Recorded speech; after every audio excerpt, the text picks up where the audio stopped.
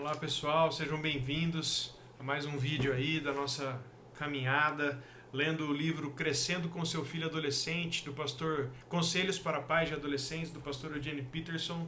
Hoje nós estamos no capítulo 11, estamos chegando ao final aí, tem mais a semana que vem só, que é o último capítulo, o capítulo 12. E o capítulo 11 tem o título Não Vou Fazer Tudo do Jeito que Você Quer, se referindo a esse momento em que os adolescentes começam a tomar suas próprias decisões. Mais uma vez, abordando esse assunto, o pastor Eugene Peterson. Ele começa contando que antigamente os mineradores de carvão levavam para dentro das minas uma gaiola com um canarinho, porque aquele canarinho era mais suscetível à qualidade do ar. Então, se o ar tivesse muito ruim lá dentro, pouco oxigênio ou tivesse algum gás venenoso ali sendo disseminado no ar, o canarinho ia ser o primeiro a sentir antes dos homens, ia morrer antes. Então, ao ver que o canarinho tinha sentido, era como se fosse um termômetro, né? Os homens se retiravam dali para eles mesmos não serem afetados pelo ar. O pastor Eugene Peterson vai dizer que os adolescentes são como esses canários. O seu corpo está em franca formação, em franca transformação. As suas emoções, o desconforto que ele sente com o corpo é o mesmo desconforto que ele começa a sentir com a sua espiritualidade. A sua espiritualidade também está em franca formação, em transformação. Então, por ser uma espiritualidade frágil, recém-nascida, ela também é mais suscetível aos malefícios, aos benefícios do ambiente, né? Daquilo que pessoas adultas e maduras de repente já estão mais cascudas aí e levam, né, de uma maneira mais tranquila ou conseguem pelo menos sobreviver. Os adolescentes não. Eles sentem, eles sofrem e eles vão ser profundamente impactados pelas coisas ao redor deles, justamente porque a espiritualidade deles começa a se formar. Antes, a espiritualidade do adolescente era, já disse isso antes, da criança, né, era uma espiritualidade responsiva, respondia à espiritualidade dos pais. Os pais iam na igreja, ele ia, os pais oravam, eles oravam, os pais diziam não, eles obedeciam. Por quê? Porque não. E pronto, as regras deles eram assim. Na adolescência, começa a surgir um certo sentido de transcendência. O que isso quer dizer? Que os adolescentes começam a perceber aí que as coisas, que existe algo mais profundo, que existe o sentido por trás das coisas, que eles querem se conectar com algo maior, com o belo, com algo que traga paz. Isso é a espiritualidade deles se desenvolvendo, é a espiritualidade dos adolescentes se desenvolvendo. E é nesse momento em que os adolescentes eles se tornam mais suscetíveis para as coisas que estão ao redor. É nesse momento que surge o uso de drogas, é nesse momento que surge o uso de pornografia, é nesse momento que surgem aqueles hobbies que na verdade viram obsessão. O problema não é um hobby, o problema são as obsessões. Nesse momento que surgem aqueles estilos de vida, alguns estilos de vida que ok, mas que podem virar obsessões, né? Porque ao usar drogas, ao ver pornografia, ao se envolver com vícios, outros tipos de vícios, né? Hoje voltou, é moda agora apostar na internet, apostar jogo, tem sites de aposta em todos os lugares. E os adolescentes estão começando a se envolver com isso e tem gente viciada nisso. Isso era coisa de filme, de antigamente, o povo viciado em bingo, né? Mas hoje está voltando isso. Os adolescentes viciados em apostar na internet. Na internet não, em jogos, né, de esporte, eles usam a internet para isso. E esse tipo de coisa... as drogas têm um apelo muito forte nesse sentido, porque elas prometem essa transcendência, esse contato com algo mais profundo, algo mais belo, algo maior.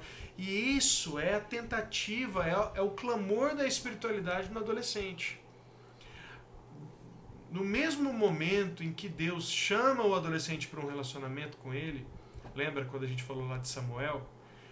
Se você não lembra, assiste lá. Acho que é a primeira ou a segunda aula, né? Volta lá e assiste. No mesmo momento em que Deus chama o Samuel para um relacionamento pessoal com ele, o adolescente para um relacionamento pessoal com ele, também, usando aí lembrando lá da serpente no Éden, também começa a haver a sugestão de encontrar outros caminhos. Esses vícios, essas substâncias, essas práticas, essas obsessões, elas vêm com a promessa de independência. Elas vêm, por isso que às vezes vai chegar o adolescente e vai dizer, igual o título desse capítulo, né? Eu não vou fazer tudo do seu jeito, tudo do jeito que você quer. Eu vou viver minha vida. Eu tenho as minhas escolhas, né? Essas coisas vêm com uma promessa de independência. E foi isso que a serpente prometeu para Adão e para Eva. Coma desse fruto aqui para vocês serem como Deus. Então é uma independência, uma independência em relação a Deus, né? Em relação aos pais, no caso. É a espiritualidade gritando dentro deles. Por isso que eles se tornam suscetíveis a esse tipo de coisa. Isso é coisa de adulto também. Mas os adolescentes, lembra, são canarinhos. Eles são mais suscetíveis a isso. Porque eles estão desconfortáveis com a espiritualidade deles, que também está mudando. Então, eles vão olhar e vão procurar isso nas coisas ao redor também. E esse tipo essas substâncias, essas atitudes, estou falando de droga, estou falando de aposta, estou falando de vícios, estou falando de obsessões, estou falando de pornografia. Isso vem além da promessa de prazer sensual. Lembra, a serpente também falou, é agradável aos olhos, né? E viu que era agradável aos olhos e gostoso no paladar.